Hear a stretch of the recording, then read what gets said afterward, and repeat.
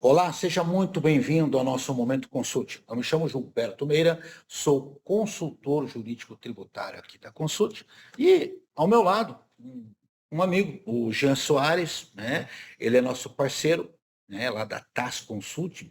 E a história do Jean é muito engraçada porque ele começou, como a maioria de vocês, na atividade contábil, né, Jean? Verdade. E ele evoluiu, não no sentido de dizer que a contabilidade não Sim, mereça, né, para alguém que trabalha na área de tecnologia, ou seja, ele hoje ele consegue entender as dores de quem está no dia a dia da contabilidade porque ele passou a implantar sistemas, né? Mal comparando, eu já brinquei dizendo isso para ele é o nosso Jorge Campos aqui do Paraná e trabalha na área de tecnologia. E nós tivemos um evento dele no Grupo de Estudos Empresariais do Paraná e nos impressionou muito. É um grupo de empresas lá, sediado em Ponta Grossa. E ele nos foi falar sobre a nova arquitetura tributária que nós temos, na realidade, em função da tecnologia. E parece que as pessoas não estão prestando muita atenção disso, né, Jean? Me conta um pouquinho o que você tem a dizer sobre essa nova situação. Bom, primeiro, boa tarde, pessoal. Obrigado pela audiência, ou bom dia, ou boa noite, né? Dependendo do horário que você for assistir mais esse episódio de Consult. Novamente, também gostaria de agradecer ao Dr. Gilberto, que tem sido. A gente fez essa parceria aí e tem sido uma experiência bem agregadora. Bom, pessoal, como o Dr. Gilberto comentou, a gente tem estado no front. Eu gosto de brincar, que a gente está no front da implementação. Existe uma complexidade teórica, legal, jurídica, em entender a lei, interpretar a lei, mas acaba tendo uma outra problemática. Você se sente um infante da contabilidade, porque é o primeiro que dá a cara a tapa. Exatamente. Ou seja, Exatamente. ele vai fazer, gente, o que talvez muita gente não saiba, o famoso trabalho de sapa.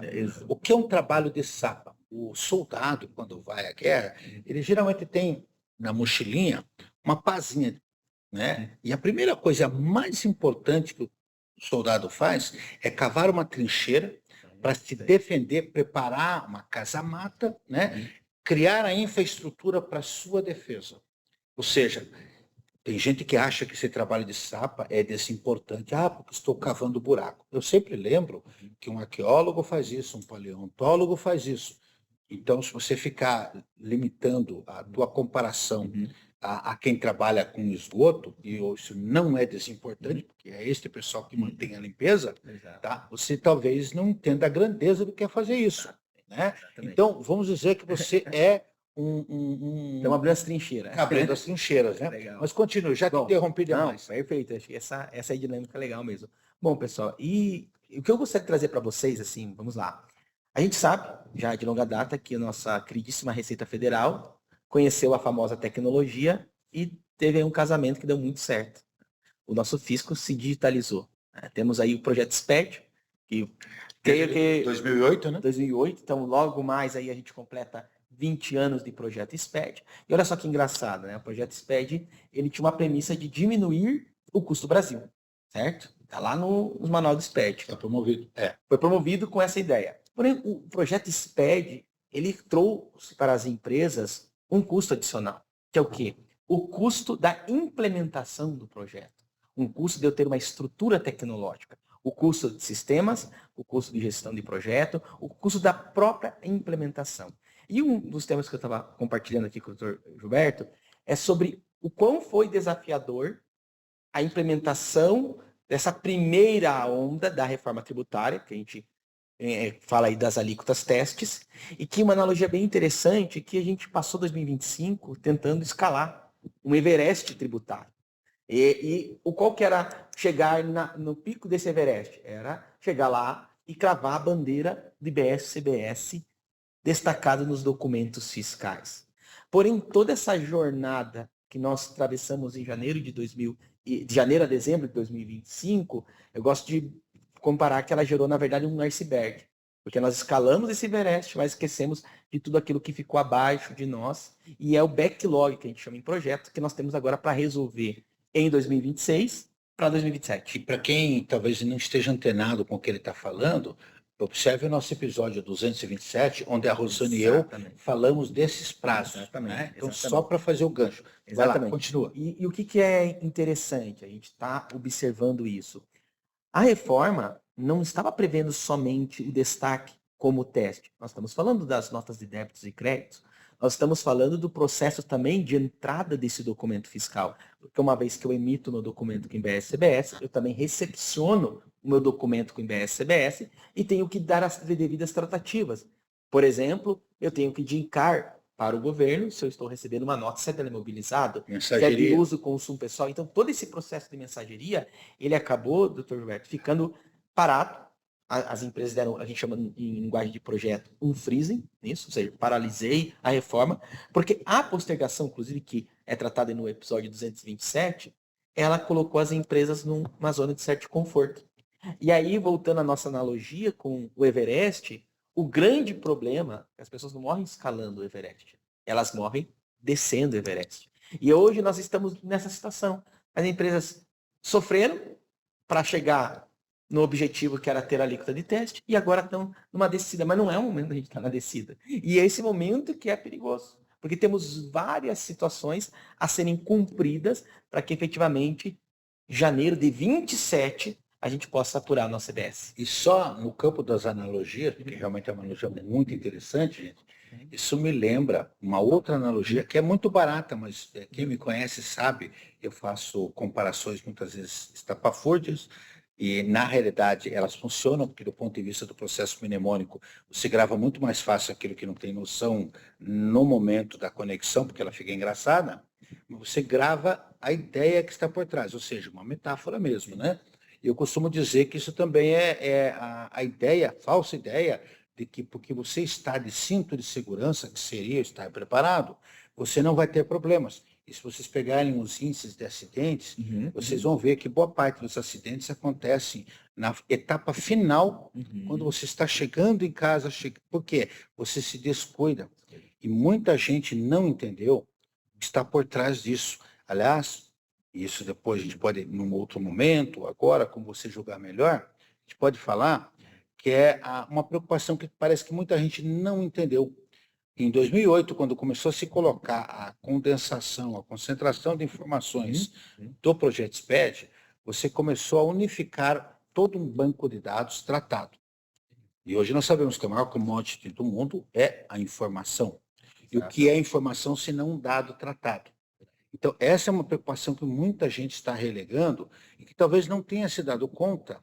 Ela está alimentando um dragão chamado Estado. Perfeito. Quando eu falo Estado, eu não Estado e município, nas estruturas do IBS e da CBS, em que muitas informações estarão lá. Perfeito. Ou seja, o uso de tecnologia, o uso de inteligência artificial é de um volume abissal, absurdo, e você talvez não tenha noção, mas você está se entregando de bandeja, né, para alguém que não é necessariamente o mais angelical dos parceiros, não é isso? Ou seja, temos que ter muito cuidado com essa informação, não no sentido que nós vamos omitir, mas ela tem que realmente ser de qualidade, ela tem que se representar a verdade do fato em si. E aí que eu trago um ponto, doutor Gilberto, assim, nós já estamos aí há quase 20 anos do projeto SPED. Ou seja, o profissional da contabilidade, o profissional da área tributária, ele é meio poliglota. Ele fala a linguagem jurídica porque ele entende a lei, ele fala a linguagem contábil porque ele tem que entender o CPC, mas agora ele tem que falar a linguagem tecnológica. Porque quando nós saímos da lei, entramos no manual de qualquer SPED, nós temos essa interface que é aplicar isso em arquivos. Tanto que muitos profissionais da contabilidade, por carência da tecnologia e suas empresas, são exímios editores de SPED. Pega lá um arquivo TXT, consegue praticamente montar e editar o SPED na mão. Ele aprendeu uma nova linguagem. O fisco brasileiro, nessa revolução da relação contribuinte e fazenda, contribuinte e Estado, criou-se no Brasil um novo perfil do profissional da contabilidade. Mas e o grande ponto aqui, e que é um insight que a reforma nos trouxe, que se nós olharmos o que a SERPO publicou, o governo já tem estabelecido um cronograma muito bem definido e muito claro acerca da reforma tributária. A grande questão é, quando eu olho para dentro da minha empresa, qual é a estrutura que eu tenho para absorver as demandas tributárias que são impostas pelo fisco? Ou seja, as empresas não é somente o profissional da contabilidade que ele precisa ser esse poliglota, esse profissional multidisciplinar, entende um pouco de direito, entende de contabilidade, conhece de tecnologia, mas que também ele tem a visão de projeto. Então, assim, a grande reflexão, e a gente, antes de falar de tudo que tem pela frente em 2026, como eu, dentro da minha empresa, ou dentro do meu escritório de contabilidade, ou, enfim, no meu negócio, eu estou olhando para a reforma tributária. A reforma tributária tem começo, meio e fim. Trazer isso, toda essa estrutura de cronograma, ela está baseada dentro de uma estrutura de projeto. Eu estou tendo esta visão, porque aí, já vai, beleza, projeto não precisa. Mas tá, quando eu começo a olhar para um projeto, eu tenho um fator que é, quais recursos eu preciso para colocar esse projeto dentro de casa? Qual é o custo? Qual que é o budget do projeto? Quais são as etapas desse projeto? E aí que entra um grande problema que foi o desafio, talvez um dos maiores desafios na reforma em 2025. Nós estamos diante de um fisco que está trabalhando com a tecnologia de ponta. O último que tem tecnologia. Porém, muitas empresas brasileiras estavam com seus ERP, e aí acho que muitos conhecem a sigla de ERP, o Sistema de Gestão Empresarial, desatualizado. Nós tivemos, Dr. Roberto, uma grande, um grande desafio em relação, antes de falar da implementação de BSBS, atualização de software. Muitas empresas estavam operando em 2025 com RPs totalmente desatualizados, que eles não eram compatíveis com o que era necessário de tecnologia para atender minimamente a reforma tributária. As soluções de nota fiscal estão obsoletas, as soluções do que a gente chama de mensageria embalde estavam obsoletas. Então, eu não posso simplesmente olhar somente para a minha área tributária. Eu, do tributário, tem isso, tem aquilo. Porque ele envolve, muitas vezes, mexer nas estruturas da empresa. E aqui tem uma coisa importante, eu vou talvez até para você seja um breaking news. Legal. Isso é bom, gostamos de breaking news. E essa informação, é claro que eu não vou judiar do Jean agora, se ele não souber, e eu imagino que não saiba, porque eu descobri há poucos dias isso, mas isso vai trazer algo muito importante para quem nos ouve, que tem a ver com o que ele falou agora, da interferência que o profissional de contabilidade vai ter de mexer no SPED. Gerar as informações e tem a ver com qualidade, que no fundo, é o que você está dizendo.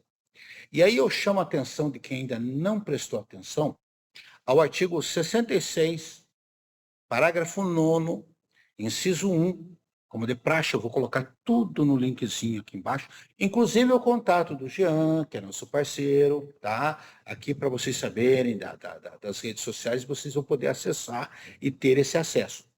E da Lei Complementar 227, que trouxe alterações no 214. Em 2024, o governo federal pediu para que a ABNT desenvolvesse uma norma técnica estabelecendo uma série de critérios, entre eles qualidade. Por quê? O artigo 66, parágrafo 9º, ele se reporta ao inciso 1 desse artigo, ele diz que no momento do processo administrativo tributário, teoricamente e aparentemente parece que não tem nada a ver com quem nos ouve, haveriam algumas situações de nulidade processual em que o próprio autuante não poderia julgar, o parecerista, e aí apareceu, Jean, o responsável pela qualidade da informação. E aí você se pergunta, tá, o que tem a ver com qualidade de informação com o que nós estamos falando? Quando eu vi isso pela primeira vez num evento que nós participamos lá no Instituto de Direito Tributário, todos nós, advogados, atuamos na área e nos perguntamos, tá, o que é isto? Mas quando você tem o espírito investigativo, você vai atrás. E aí eu descobri que em 2024, o governo federal solicitou à ABNT que fossem desenvolvidas regras específicas de compliance tributário Por isso que eu falei que para você também seria um breaking Legal, news. legal. Tá? Muito boa E não foi por maldade que eu estou contando, porque a gente ficou fofocando aqui antes. Eu até poderia ter falado isso, mas agora estou aproveitando e contando para você, e é até bom, porque daí, num outro episódio, você terá a oportunidade de falar mais adequadamente, né? Mas isso tem gancho, por quê?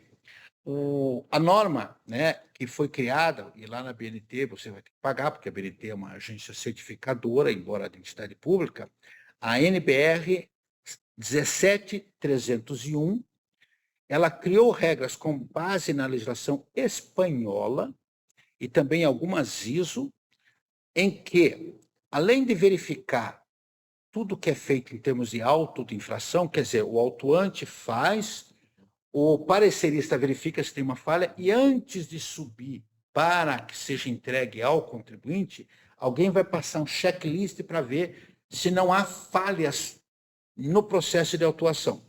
Mais que isso, no site da FENACON, e eu vou colocar o link aqui embaixo, não se preocupem, tá? Você tem todo um esclarecimento que a FENACON, Federação Nacional dos Contabilistas, acho que eles devem conhecer quem seja, né?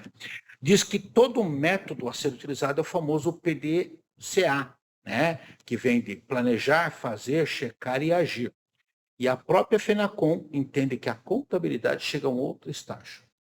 Nós falamos tanto em compliance tributário, e o que é o compliance tributário? É você se preocupar com a qualidade da informação, que é o como subir e como descer o Everest. Ou seja, uma coisa é você subir o Everest achando que basta que eu coloque uma blusa de frio e eu vou estar resolvido, esquecer de botar a bota. Daí na descida você gangrena o pé e você morre na descida, né? Usando das analogias aí do nosso querido Everest. O que significa dizer? As empresas vão ter que desenvolver áreas de compliance, a contabilidade terá que ter área de compliance, a advocacia terá que ter área de compliance, a auditoria. E, gente, você vai começar a desenvolver compliance dentro disso. Sim. É onde entra o teu trabalho de infraestrutura. Perfeito, tá? Perfeito. Então, eu fiz questão de chamar a atenção, tá? E nós, em outro momento, iremos falar disso. Hoje já não veio preparado para falar isso, seria injustiça exigir dele que falasse, tá? E como o papo é um papo livre, leve e solto, e eu tenho quase certeza que ninguém que está nos assistindo ouviu falar disso. Tá? Porque isso sabe quando você começa a ler, reler, treler a lei, e você vê, opa, o que é isso? Exato. Ou seja, desde 2024. E a norma já existe, é só entrar lá no site da BNT, a norma é paga, você paga em torno de quase R$300, são 53 páginas, nem eu li ainda, a NBR já estamos adquirindo para que eu possa ler, e viremos falar num outro instante.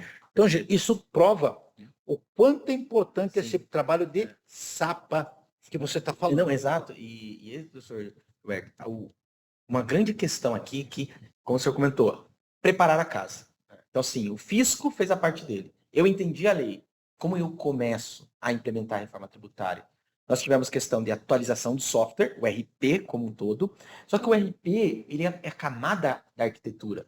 O RP, ele é alimentado por dados. Como que eu estou alimentando esse RP? E aí que entra um ponto da qualidade dos dados. Muitas empresas, para atendimento, para determinação do CBS, do IBS, estão tendo que fazer um trabalho gigantesco de atualização de dados cadastrais, seja a informação do fornecedor, do cliente e do material. Só trazer um caso como desdobramento da primeira onda da reforma tributária, empresas, nós temos algumas empresas do ramo de alimentação, restaurante, que há previsto um regime específico para restaurante. 3,2, sim. Exatamente. Porém, para o restaurante... Tem um episódio sobre isso. Que legal. Para o restaurante ficou mais complexo. Muito. Por quê? Quando eu estou fazendo o meu prato, estou na preparação de alimentos, é uma tributação à preparação. Preparo e a venda está dentro do regime normal. A revenda está dentro de um outro... A preparo está dentro do regime específico. A revenda de algo pronto está dentro do regime normal. E eu tenho um caso que vai estar posto seletivo. Mas onde que entra a complexidade de tudo isso? Hoje eu adquiri, tomo o crédito pela não cumulatividade, debito, não tem normal aqui a operação. Porém, na reforma tributária, eu vou ter que saber qual que é a tributação dos itens. Porque eu vou ter itens que é lista básica, itens com alíquota reduzida, itens com alíquota cheia. E às vezes o cadastro, e acho que o doutor já viu muito isso, embora exista até toda uma área específica, a área de gestão de dados mestres, né?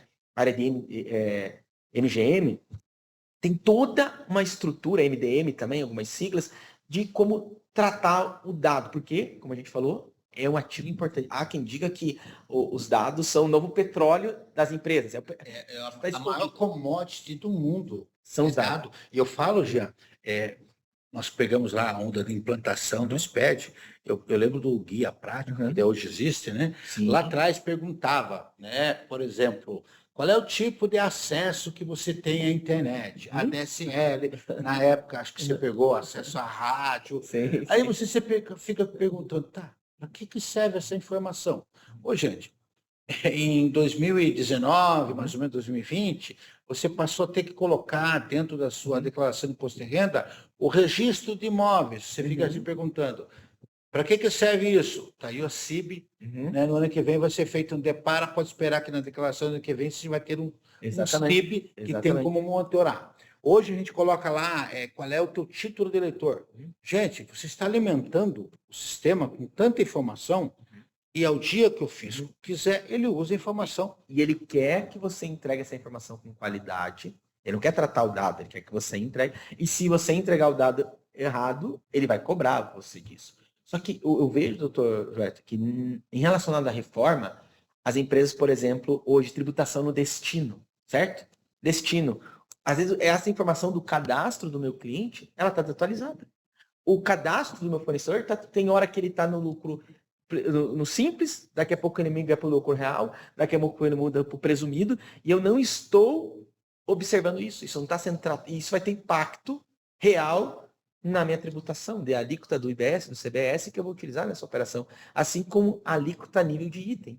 Porque na prática, aí que entra assim, o conceito de realização, eu tenho IVA dual, IBS, CBS.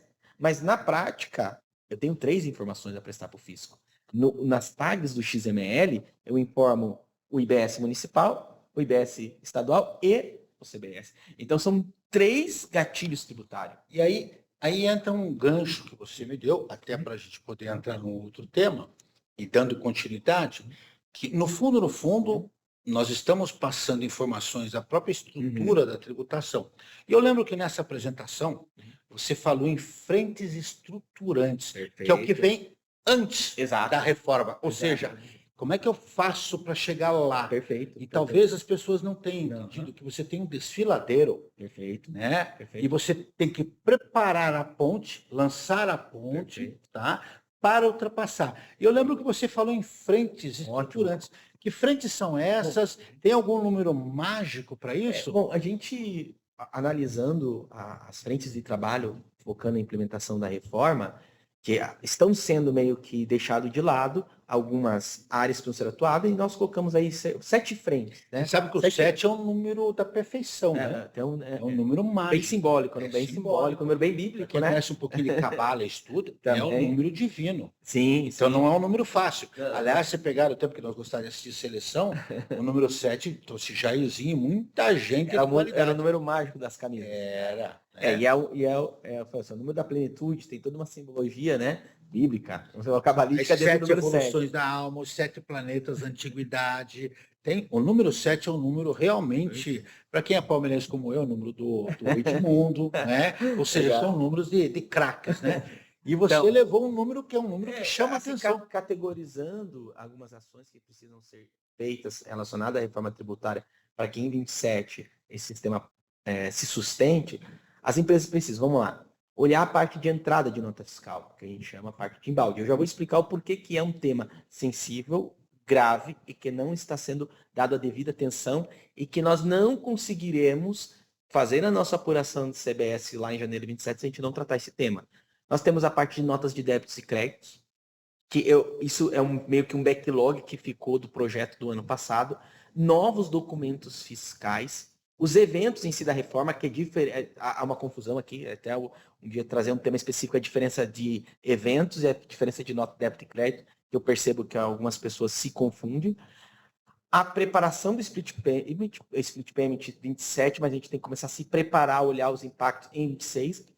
Um projeto que já está batido o martelo tem que acontecer dentro de poucos meses, CNPJ alfanumérico, Julho, inclusive, o CNPJ para pessoas físicas.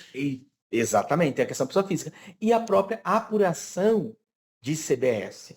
Porque o que o pessoal acaba se equivocando é que o fisco vai entregar de mão beijada, está aqui, não precisa fazer nada. Não, o contribuinte é quem dá o aceite final da apuração, é quem.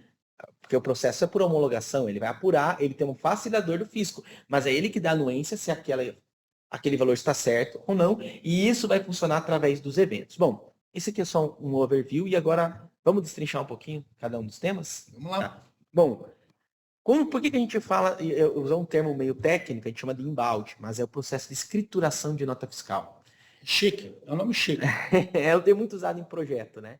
Que é o embalde. Aliás, tem outro nome chique, o início de projeto, começa com todo chamado kickoff. Kickoff, todo. Chique. A gente que está dentro do projeto. Pé, né? Exatamente. Não, eles chamam de kickoff. É chique. O legal, né? E assim, reforma tributária, olhando assim, hoje, todas as empresas já deveriam ter feito o seu kickoff de reforma tributária, ter o seu status report de reforma tributária, ter as reuniões, ter essa visão de cronograma, porque do lado do fisco está acontecendo, tem uma estrutura. Desde tem um 2024 estão desenvolvendo. Você tem um gerente de projeto da parte de CBS, você tem a gestão de projeto da parte de BS. O fisco, ele é um projeto estruturante. Mas quando a gente traz para dentro da nossa empresa, o projeto de reforma tributária é muito maior do que isso, vai mexer no negócio. Inclusive, eu tenho uma frase, meus alunos, as pessoas que me conhecem, né? Alguns amigos lá do Jeep vivem torcendo para que eu use os meus cacos, né?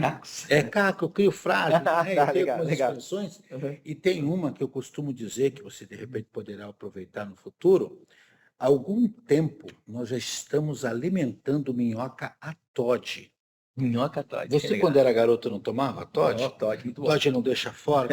Visualize a cena da metáfora e leve isso para o fisco. Sim, exato. O fisco é uma minhoquinha, que virou um minhocão, alimentada a Todd. E se você ainda não se deu conta disso, você está continuando alimentando a minhoquinha a Todd, que já não é mais uma minhoquinha. Exato. Quando ela menos esperar, ele vai ser um monstro do Lago Ness com 500 cabeças. E aí vai vir com força total aí. Por isso, você se preparar, porque você está levando essa informação ao Estado. Exato.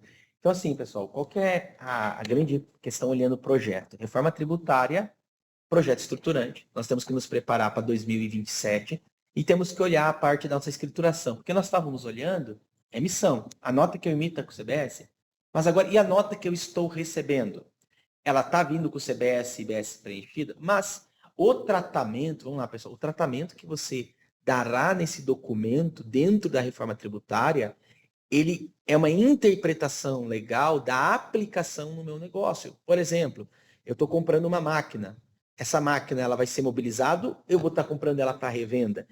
E aí que linka a entrada da nota fiscal com os eventos da reforma. Ou seja, eu recebo uma nota fiscal, é imobilizado, eu tenho que informar para o fisco um evento que essa nota fiscal ela é de mobilizado, para que lá na frente haja uma relação de que e essa nota fiscal dá direito a crédito porque ela não está vinculada a uso e consumo. Pessoal, previsto na legislação também que não daria direito a crédito.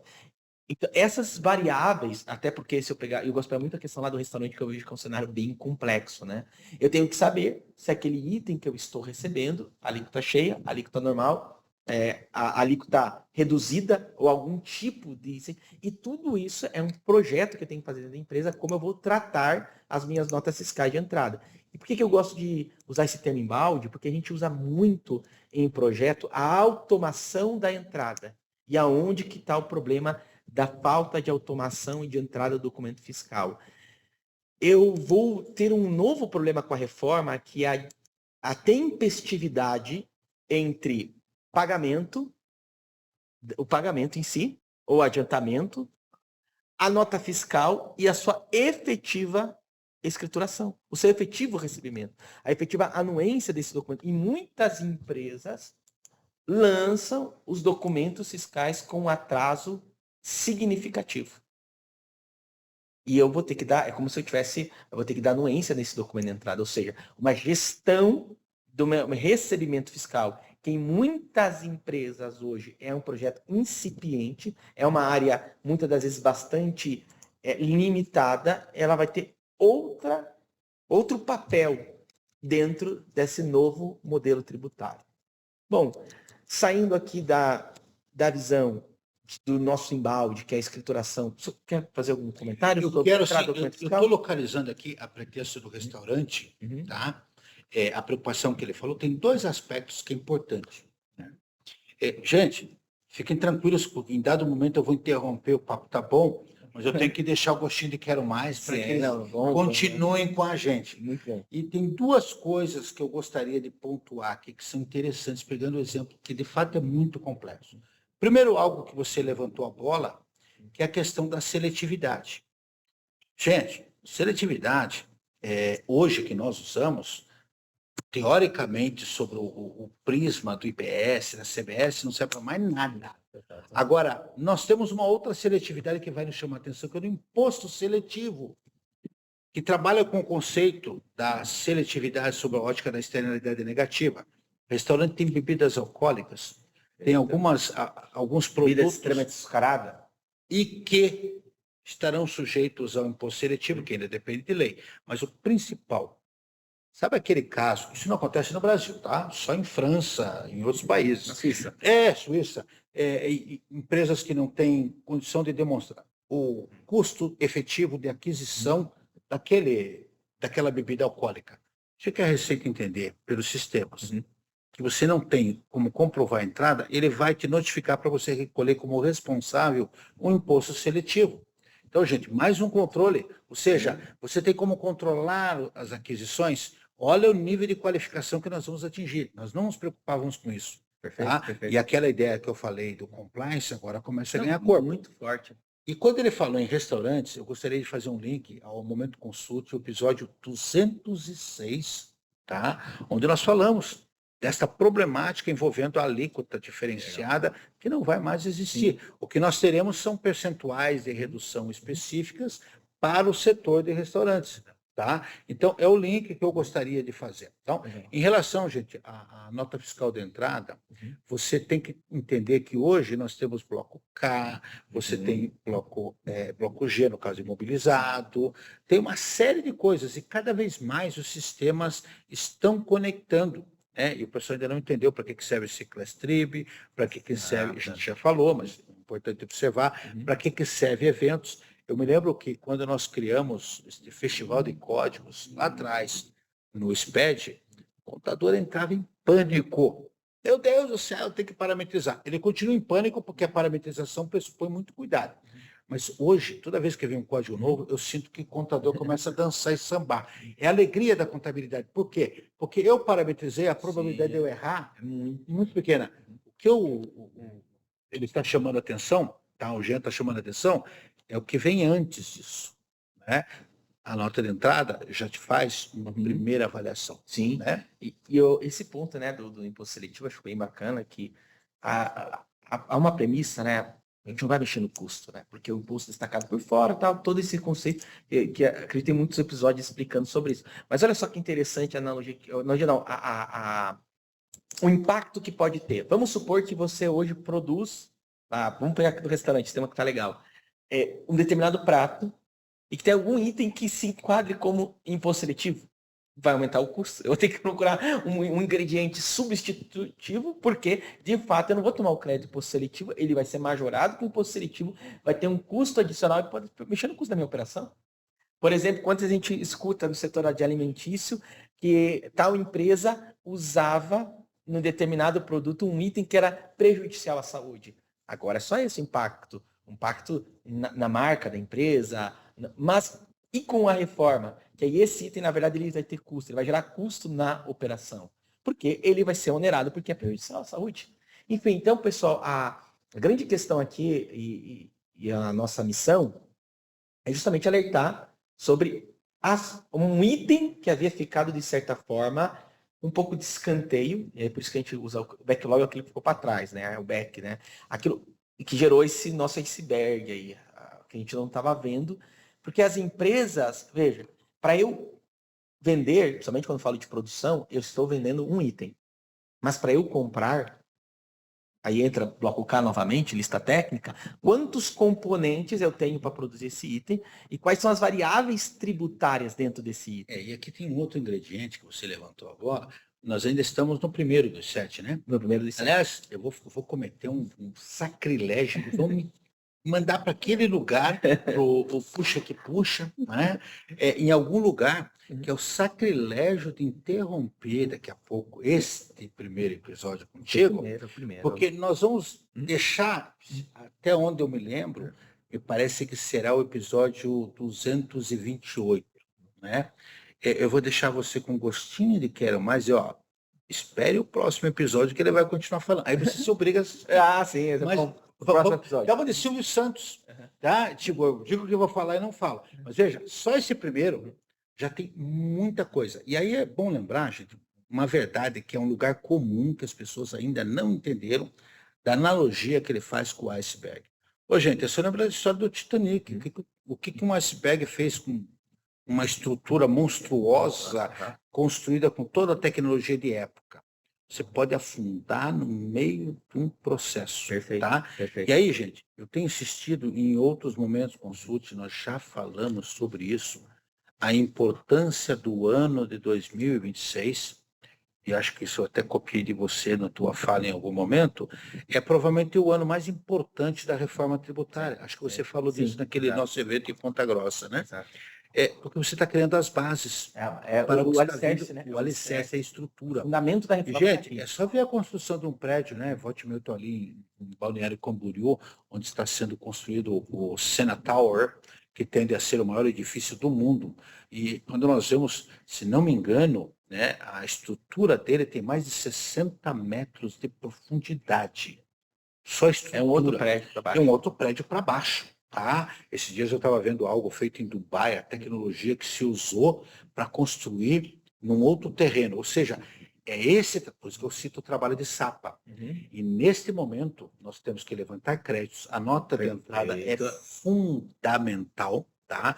Porque é onde eu vou levantar e vou descobrir o quanto algo realmente representa para mim. As pessoas têm falado, em setembro eu vou ter que começar a escolher qual é o regime. Como é que eu vou escolher o regime de tributação se eu não tenho nem noção de quanto de crédito eu tenho? Exato, por isso, quando você falou em aquisição, é importante. Nós vamos falar no próximo episódio sobre nota de débito e crédito, que tem a ver com a JUSCNF 49, né? Que muita gente está confundindo, tá? E vamos falar sobre isso, tá? Eu queria só saber, para a gente terminar esse primeiro item, tá? E agora, eu não combinei com ele, gente. Eu tô judiando dele. Porque senão o episódio vai ficar longo, você vai o pessoal ver, né? E é bom lembrar, aqueles que nos assistem, tá? Que nós estamos hoje no Spotify. Tá? Ou seja, se você estiver nos ouvindo, você vai procurar o episódio 228, você vai ver lá todo o link do material que está citando, a publicidade aqui, o link do Jean, os contatos, porque eu vou explorar muito, porque ele tem noção de tecnologia, e principalmente, como a maioria daqueles que nos assistem, já viveu as agruras de quem fez contabilidade, ou seja, que não está falando por falar. Ele sabe onde aperta o calo. Tem cicatrizes. E aí a pergunta que não quer calar, além disso tudo que a gente vê nesse embalde fiscal, né? Nessa primeira etapa, algo mais que você vê, além dos créditos, que eu julgo que é fundamental, né? Já falei, aqueles que nos assistem, nas universidades, eu ministro aula de pós-graduação, eu, junto com a Rosana, com o Diego, que sempre estão por aqui, nós desenvolvemos uma planilhazinha muito singela de dados que a pessoa deve levantar e de preocupações, Seclestrib, Secredpress, ou seja, você mapear. Por quê? Você falou em ficha técnica e falou em bloco K. Não tenha dúvidas que quando o fisco identificar um crédito que ele tem dúvidas, e aí eu sempre lembrando que presunção iuris tantum, presunção absoluta lá do artigo 335, o fisco não precisa provar que ele está certo, basta que ele tenha dúvidas e você que vai ter que provar. Exato. Se você não tiver uma ficha técnica, um bloco K, ou uma estrutura de cursos montada onde você possa provar que aquilo realmente participa do teu processo, você vai ser autuado, vai ter o crédito eventualmente glosado, não é isso? Com certeza, com certeza. E esse ponto, olhando essa conexão que existe hoje entre esse primeiro tema nosso, que é o embalde, que é a entrada, o quanto ele se relaciona com um projeto já pré-estabelecido e um sistema que já pavimentou essa estrada para hoje nós passar aí a reforma tributária por ela. Mas, quando se fala muito, acho que o doutor comenta bastante, que a reforma tributária não é a reforma do fiscal, mas é a reforma da empresa. Então, quando eu olho para o meu processo de escrituração, eu estou falando da minha relação com fornecedores, eu estou falando da minha administração de estoque, eu estou falando de olhar todo esse meu processo de aquisição, de compra de suprimentos. Então, quando eu olho minha cadeia de suprimentos, eu estou olhando para o fornecedor, eu estou olhando para os meus gargalos, eu estou olhando até mesmo para a minha produção, e melhorando o meu processo de compliance, não só tributário, mas o meu processo de compliance financeiro, o meu processo de compliance de suprimentos, onde eu tenho que saber quais são meus fornecedores, qual o regime tributário desse meu fornecedor, não posso mais ter atraso, nota perdida, nota ainda no mundo no digital, ainda com XML, empresas, de certa forma, perdem a nota. Esse processo, existe atraso na escrituração da nota fiscal e, consequentemente, atraso no pagamento, atraso no recebimento. Custo operacional. Lá em cima, há um estudo que nós fizemos para fechar aqui, como é importante a escrituração. Esses dias, numa determinada empresa, o atraso em escriturações levava um custo de milhões de imposto de crédito não tomado. Ou seja, a empresa escriturasse a nota no momento da sua entrada, no momento da emissão por parte do fornecedor, eu teria uma economia tributária, porque eu estaria tomando crédito naquele mês, não 30, 60, 90 dias depois que entrou aquela, de certa forma, mercadoria, porque eu atrasei a escrituração nada. Então, o processo que a gente chama de recebimento físico e recebimento fiscal e financeiro, com a reforma eles vão melhorar, e eu tenho que olhar para o meu processo de recebimento, pagamento, ou seja, a minha escrituração, gestão de estoque, de materiais e serviços. Então, a reforma também é um convite para uma reestruturação de todo o meu processo de suprimentos.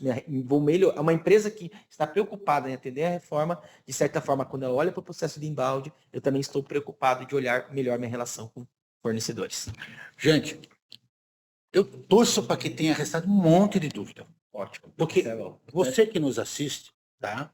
Você tem duas maneiras de tentar contactar esse garoto aqui e nós vamos ter, já combinei com ele está criando um compromisso público já. Com certeza. Aqui embaixo, você tem um espaço onde você pode colocar suas dúvidas, seus comentários, né? Você pode pedir que, olha, ficou mal esclarecido tal coisa. Não por a falta de qualidade dele, porque vocês viram que ele tem conhecimento de sobra. Mas o tempo é curto, os dois falam mais que o homem da cobra, né? Se deixar a gente conversando, vão horas aqui e vocês certamente não vão ter paciência para nos ouvir. Né? Então, vocês têm, além de colocar aqui embaixo, vocês poderão mandar um e-mailzinho para momentoconsult@consult.com.br, né? Nós vamos recepcionar. Se a gente puder responder, a gente vai responder. Se envolver tecnologia, eu vou acionar a Jean, ajuda aqui, vamos responder, porque parceria tem a ver, inclusive, com isso, né? De qualquer forma, fica aqui o convite para que vocês não percam o próximo episódio. Nós vamos avançar aí para as notas de débito e crédito, que tem dado muita confusão. Aliás, o episódio 226, eu dei uma passeada naquele dia. Legal. Eu recebi uma solicitação de participante, né, daquele evento para falar um pouquinho mais. Falei sobre a minha ótica. Você vai falar sobre essa ótica que vem de trás, que é importante a alimentação, e que nós voltaremos a esse tema no episódio 228. Eu espero, meu querido seguidor, nossos queridos seguidores, que o episódio tenha sido útil a vocês, pelo menos para chamar atenção para quem ainda não viu o que está por trás da reforma tributária, que é algo muito maior que a nossa vã filosofia ousa interpretar. É claro que eu fiz aqui uma adaptação de William Shakespeare, tá? A frase, né? Talvez você não tenha entendido. E se você entendeu, e aqueles com quem você trabalha, o chefe, o patrão, o cliente, mostra para ele, pede para ele assistir. Aliás, acompanhe o nosso próximo episódio. De resto, fica aqui o pedido, o agradecimento, né? Eu vou já agradecendo por este episódio. Agradeço pela oportunidade, pelo convite. O que nos falou, para que você assista os próximos, porque vem uma sequência aí bastante interessante sobre os demais temas que o Jean vai nos trazer, e você poderá mandar sugestões de tema, que nós sempre recebemos, né? para voltarmos a ele. Nos acompanhe em nossas redes sociais, a Consulte tem a sua rede social, no LinkedIn, no Instagram, aqui no YouTube, no Facebook. Minha filha diz que só velhos é que tem no Facebook, né? Eu os tenho. Jean também tem Instagram. Fala para nós aí o teu endereço no Instagram para eles acompanharem. Jean. É o Jean _Soares. Também vai estar escrito aqui depois, tá? Alguma outra rede social? Tem o LinkedIn, mas daí fica no link que Tá, fica mais a gente fácil. vai aqui, colocar. né? Mas- Gente, vocês podem me chamar de tudo que vocês quiserem, mas eu tenho que dar uma de Silvio Santos e dizer para vocês, e usando um pouquinho aqui do Juca Kfouri, que usa muito a expressão, tem mais. Mas nesse momento, o que eu peço, não percam. Gente, um abraço. Até o próximo. Tchau, tchau. Até mais.